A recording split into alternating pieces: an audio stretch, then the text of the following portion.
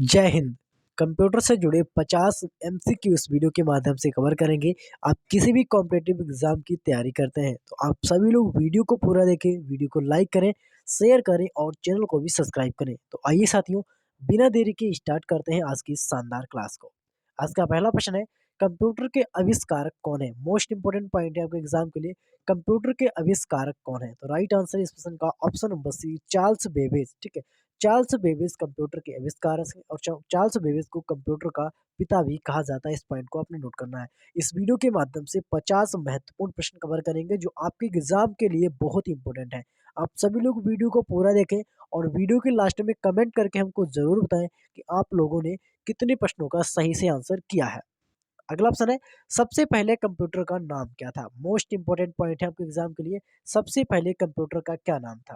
तो यहाँ पर आपको राइट आंसर दिख रहा होगा ऑप्शन नंबर बी, एनिएक। ठीक है, एनिएक सबसे पहले कंप्यूटर का नाम था। इस पॉइंट को आपने नोट करना है। और जिन लोगों ने अभी तक हमारे यूट्यूब चैनल अवतार क्लासेस को सब्सक्राइब नहीं किया है तो आपको नीचे एक लाल बटन दिख रहा होगा, उसको दबा करके सब्सक्राइब कर दीजिए और बेल आइकन को भी ऑन कर दीजिएगा।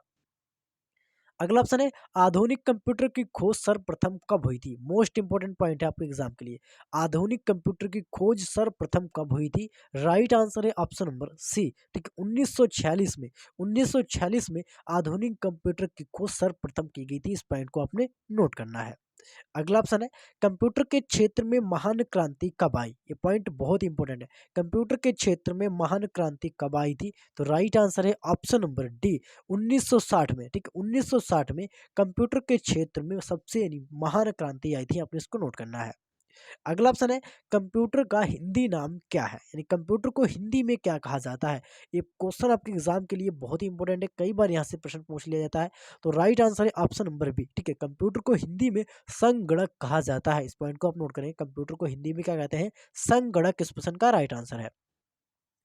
कंप्यूटर साक्षरता दिवस कब मनाया जाता है? क्वेश्चन नंबर यहाँ पर साथियों 7 है। तो कंप्यूटर साक्षरता दिवस की अगर बात करें तो कंप्यूटर साक्षरता दिवस कब मनाया जाता है? क्वेश्चन नंबर 6 है। और इस प्रश्न का जो राइट आंसर है साथियों ऑप्शन नंबर डी, 2 दिसंबर को कंप्यूटर साक्षरता दिवस मनाया जाता है। आपने इसको नोट करना है। ठीक है, 2 दिसंबर को कंप्यूटर साक्षरता दिवस मनाते हैं। सीपीयू का पूर्ण रूप क्या है? यानी सीपीयू जो है साथियों, इसका फुल फॉर्म क्या है, इसका पूर्ण रूप क्या है? तो राइट आंसर है ऑप्शन नंबर है सेंट्रल प्रोसेसिंग यूनिट। इस प्रश्न का राइट आंसर है, सीपीयू को सेंट्रल प्रोसेसिंग यूनिट कहा जाता है।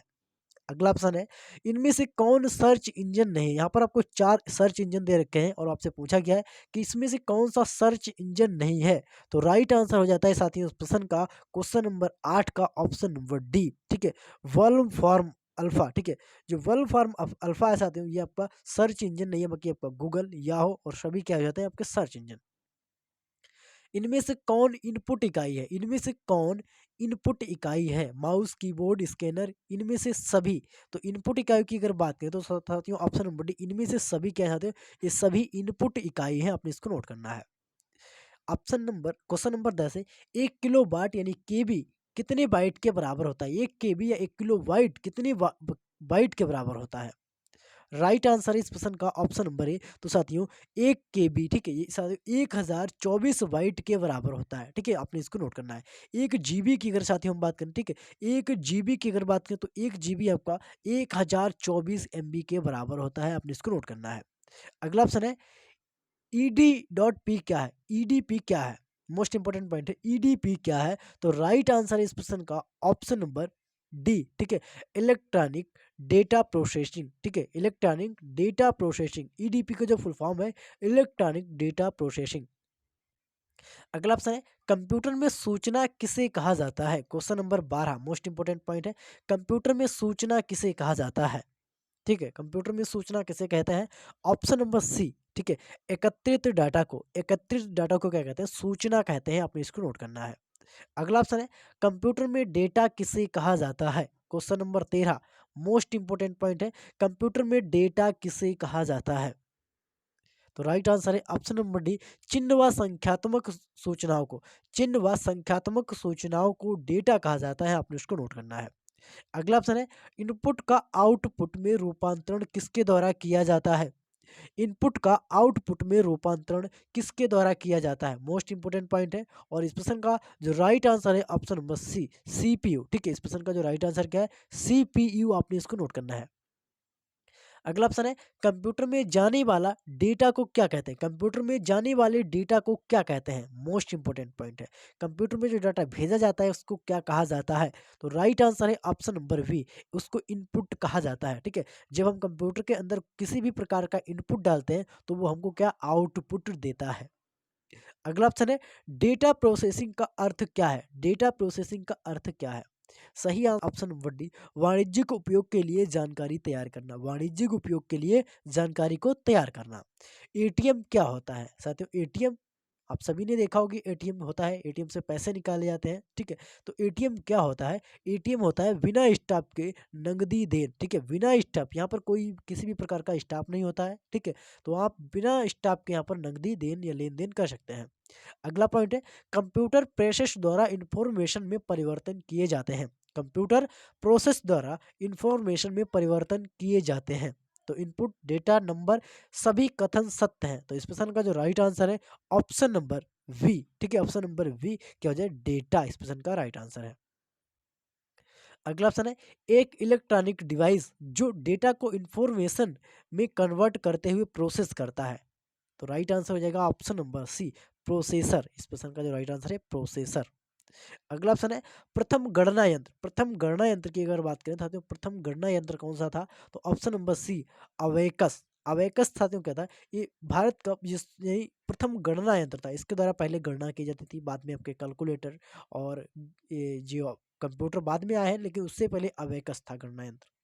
अगला ऑप्शन है, सीपीयू के एएलयू में होते हैं। सीपीयू के एएलयू में होते हैं। तो साथियों क्या होते हैं? तो राइट आंसर हो जाएगा ऑप्शन नंबर वी, रजिस्टर्ड। इस पॉइंट को आपने नोट करना है। अगला ऑप्शन है, गणना और तुलना के लिए कंप्यूटर के किस भाग का प्रयोग किया जाता है? गणना और तुलना के लिए कंप्यूटर के किस भाग का प्रयोग करते हैं? एएलयू। ठीक है, इसका प्रयोग किया जाता है। अगला ऑप्शन है, एक हार्डवेयर डिवाइस जो डाटा को अर्थपूर्ण इंफॉर्मेशन में परिवर्तित करता है। एक हार्डवेयर डिवाइस जो डाटा को अर्थपूर्ण इंफॉर्मेशन में परिवर्तित करता है। तो राइट आंसर है ऑप्शन नंबर ए, प्रोसेस। इस प्रश्न का प्रोसेसर इस प्रश्न का राइट आंसर है। अगला ऑप्शन है, प्रोसेसर के तीन मुख्य भाग हैं, यानी प्रोसेसर के तीन मुख्य भाग कौन कौन से होते हैं? राइट आंसर है option number V, ALU, control unit और रजिस्टर्ड। एएलयू, कंट्रोल यूनिट और रजिस्टर्ड साथियों, ये प्रोसेसर के तीन प्रमुख भाग होते हैं। अगला ऑप्शन है, सीपीयू और 1/0 के बीच सिग्नलों के मूवमेंट को कौन नियंत्रित करता है? Most important point.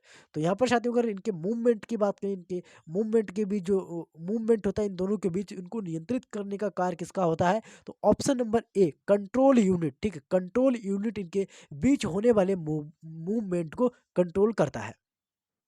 अगला ऑप्शन है, कंप्यूटर के सेंट्रल प्रोसेसिंग यूनिट का फंक्शन है। कंप्यूटर के सेंट्रल प्रोसेसिंग यूनिट का फंक्शन है। तो फंक्शन कौन सा जाता है?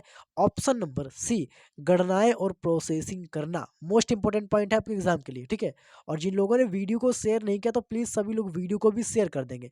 निम्न में कौन सा कंप्यूटर का बुनियादी कार्य नहीं है? इनमें से कौन सा कंप्यूटर का बुनियादी कार्य नहीं है? तो यहाँ पर राइट आंसर की बात करें ऑप्शन नंबर बी, टेक्स्ट को स्कैन करना। टेक्स्ट को स्कैन करना, टेक्स्ट को स्कैन करना इस प्रश्न का जो राइट आंसर है। अगला ऑप्शन है, परिचालन संपन्न करता है। परिचालन जो होता है साथियों वह संपन्न करता है एल्गोरिथम, अर्थमेटिक, एएससीआई, इनमें से कोई नहीं। राइट आंसर यहाँ पर जाएगा ऑप्शन नंबर बी, अर्थमेटिक। ठीक है, अर्थमेटिक जो साथियों ये परिचालन को संपन्न करता है। कंप्यूटर में अधिकांश प्रोसेसिंग किसमें होती है? कंप्यूटर में अधिकांश प्रोसेसिंग की अगर बात करें तो वह किसमें होती है? तो ऑप्शन नंबर सी, सीपीयू में साथियों कंप्यूटर में अधिकांश प्रोसेसिंग होती है। अगला ऑप्शन है, कंप्यूटर निम्नलिखित में कौन सा कार्य नहीं करता है? क्वेश्चन नंबर 30 है, कंप्यूटर निम्नलिखित में कौन सा कार्य नहीं करता है? ठीक है, यहाँ पर आपके तीन ऑप्शन दे रखे हैं, एक ऑप्शन आप यहाँ पर नोटा बढ़ा लीजिए। ठीक है, इनमें से कोई नहीं। तो यहाँ पर अगर राइट आंसर की बात करें तो राइट आंसर जाता है ऑप्शन नंबर बी, अंडरस्टैंडिंग। साथियों ये कंप्यूटर का कार्य नहीं होता है। अगला ऑप्शन है, पैकमैन नामक प्रसिद्ध कंप्यूटर किस काम के लिए बनाया था? पैकमैन नामक प्रसिद्ध कंप्यूटर किस काम के लिए बना था? मोस्ट इंपॉर्टेंट है। और इस प्रश्न का जो राइट आंसर है ऑप्शन नंबर सी। ठीक है साथियों, खेल के लिए बनाया गया था। किसके लिए? खेल के लिए। अगला ऑप्शन है यहाँ पर, किसने सर्वप्रथम मैकेनिकल कैलकुलेटर का निर्माण किया था? मैकेनिकल कैलकुलेटर का निर्माण किसके द्वारा किया गया था? किसने सर्वप्रथम मैकेनिकल कैलकुलेटर का निर्माण किया था? राइट आंसर है इस प्रश्न का ऑप्शन नंबर बी। ठीक है, Blaise Pascal. Option number B, Blaise Pascal के द्वारा मैकेनिकल कैलकुलेटर का उपयोग किया गया था या निर्माण किया गया था। किसने पंच कार्ड का आरंभ किया? किसने पंच कार्ड का आरंभ किया? मोस्ट इंपोर्टेंट पॉइंट है। तो पंच कार्ड किसके द्वारा आरंभ किया गया? ऑप्शन नंबर डी, इनमें से किसी के द्वारा भी पंच कार्ड का आरंभ नहीं किया गया। कंप्यूटर के बुनियादी संरचना का विकास किया था? कंप्यूटर के बुनियादी संरचना का विकास किया था यानी किसके द्वारा कंप्यूटर के बुनियादी संरचना का विकास किया गया था? ऑप्शन नंबर ए इस प्रश्न का साथियों, sorry option number C, Charles Babbage इस प्रश्न का जो राइट है। कंप्यूटर के बुनियादी संरचना का जो विकास है वह चार्ल्स बेबेज के द्वारा किया गया था। इनमें से कौन सबसे बड़ा, सबसे तेज और सबसे महंगा कंप्यूटर है? आपको बताना है सबसे बड़ा, सबसे तेज और सबसे महंगा कंप्यूटर कौन सा है? राइट आंसर है option number A, super computer. Super computer सबसे बड़ा, सबसे तेज और सबसे महंगा भी है। अगला ऑप्शन है, सामान्य रूप से प्रयुक्त किए जाने वाला कंप्यूटर यानी सामान्य रूप से जो कंप्यूटर प्रयोग किए जाते हैं उनका क्या नाम है? ठीक है, उनको क्या कहा जाता है? तो ऑप्शन नंबर ए, तो उनको डिजिटल कंप्यूटर कहा जाता है। जैसे हम मोबाइल यूज करते हैं आज के समय में, ठीक है, उनको क्या कहते हैं? Digital computer. कैरी क्या है? CRAY, क्रिक्स क्या है? ठीक है, आप इस प्रश्न का राइट आंसर देंगे और इस प्रश्न का जो राइट आंसर हो जाएगा ऑप्शन नंबर डी। ठीक है, option number D, super computer इसको कहा जाता है। ऑप्शन नंबर डी इसको कहा जाता है सुपर कंप्यूटर। अगला ऑप्शन है, मल्टी प्रोग्रामिंग का प्रयोग किस पीढ़ी के कंप्यूटर से शुरू हुआ था? मल्टी प्रोग्रामिंग का प्रयोग किस पीढ़ी के कंप्यूटर से शुरू हुआ था? ऑप्शन नंबर इस प्रश्न का सी राइट आंसर है। ठीक है, ये साथियों तृतीय पीढ़ी के कंप्यूटर से शुरू हुआ था। अगला ऑप्शन है, विश्व का सबसे पहला सुपर कंप्यूटर कब बना था? विश्व के सबसे पहले सुपर कंप्यूटर की बात करें साथियों तो ये बनकर तैयार हुआ था 1976 में। ये विश्व का पहला सुपर कंप्यूटर था। अगला ऑप्शन है, भारत में निर्मित प्रथम कंप्यूटर का नाम क्या है? भारत में जो निर्मित बनाया गया यानी भारत का जो निर्मित कंप्यूटर है इसका क्या नाम था? तो राइट आंसर हो जाएगा साथियों ऑप्शन नंबर बी, सिद्धार्थ। इसका नाम था सिद्धार्थ। आपने इसको नोट करना है। ये भारत में निर्मित था इसीलिए फेमस है। अगला ऑप्शन है, जब पीसी पर किसी डॉक्यूमेंट पर कार्य करते हैं तब डॉक्यूमेंट अस्थायी रूप से स्टोर होता है CPU, रैम, रोम या CD रोम में। ठीक है, तो ये कहाँ पर साथियों ये स्कैन होकर स्टोर होता है? तो राइट आंसर हो जाएगा इस प्रश्न का ऑप्शन नंबर बी। ठीक है, ये रैम में जाता है। ठीक है, रैम। अगला ऑप्शन है, कंप्यूटर की मुख्य मेमोरी क्या होती है? क्वेश्चन नंबर 42 है इस प्रश्न का और राइट आंसर हो जाएगा, कंप्यूटर की मुख्य मेमोरी की बात करें तो मुख्य मेमोरी होती है साथियों इसकी भीतरी जो मेमोरी होती है इस साथियों मुख्य मेमोरी होती है कंप्यूटर की। अगला ऑप्शन है, फ्लॉपी डिस्क किस प्रकार की मेमोरी से संबंध रखती है? फ्लॉपी डिस्क किस प्रकार की मेमोरी से संबंध रखती है? Option number A. ठीक है, एक्सटर्नल इस प्रश्न का राइट आंसर है, एक्सटर्नल से संबंधित रखती है। रैम किस तरह की मेमोरी है? रैम की अगर बात करना चाहती हूँ तो रैम किस तरह की मेमोरी हो जाती है? ऑप्शन नंबर डी इस प्रश्न का राइट आंसर है। ठीक है, रैम जो है साथियों ये मुख्य मेमोरी होती है। कैसी? मुख्य। निम्न में कौन रैम नहीं है? आपसे यहाँ पर पूछा गया इनमें से कौन रैम नहीं है? ठीक है, P P RAM, D RAM, FLASH और एस रैम। तो यहाँ पर इस प्रश्न का जो राइट आंसर हो जाएगा ऑप्शन नंबर ए। आपकी जो पी रैम है साथियों ये आपकी रैम नहीं है। इस पॉइंट को आपने नोट करना है। अगला ऑप्शन है, सेल्स फोनों में किस प्रकार के स्टोरेज डिवाइस का प्रयोग किया जाता है? यानी सेल्स फोनों में, मोबाइल फोनों में किस प्रकार के स्टोरेज डिवाइस का प्रयोग किया जाता है? राइट आंसर है ऑप्शन नंबर ए इस प्रश्न का। ठीक है, इस प्रश्न का राइट आंसर है ए। अगला ऑप्शन है, इंटरनल स्टोरेज किस प्रकार का स्टोरेज है? इंटरनल स्टोरेज किस प्रकार का स्टोरेज है? राइट आंसर है ऑप्शन नंबर बी, प्राइमरी। ठीक है, जो इंटरनल स्टोरेज होता है साथियों ये आपका प्राइमरी स्टोरेज होता है। अगला ऑप्शन है, किस मेमोरी में रखा डाटा बिजली जाते ही समाप्त हो जाता है? किस मेमोरी में रखा डाटा बिजली जाते ही समाप्त हो जाता है? Option number A. ठीक है, रैम में जो भी डाटा रखा होता है वह बिजली जाने पर एकदम से समाप्त हो जाता है। अगला ऑप्शन है, सीडी को कॉम्पैक्ट डिस्क के अलावा अन्य किस नाम से भी जाना जाता है? सीडी को कॉम्पैक्ट डिस्क के अलावा अन्य किस नाम से जाना जाता है? सही आंसर है ऑप्शन नंबर सी, ठीक है। इसको ऑप्टिकल डिस्क भी कहा जाता है। क्या कहते हैं साथियों इसको?